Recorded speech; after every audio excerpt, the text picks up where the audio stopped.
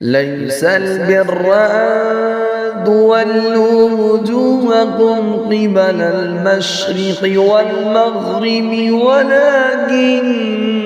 البر من آمن بالله واليوم الآخر والملائكة والكتاب والنبيين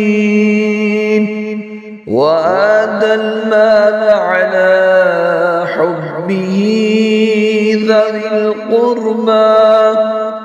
واليتامى والمساكين وابن السبيل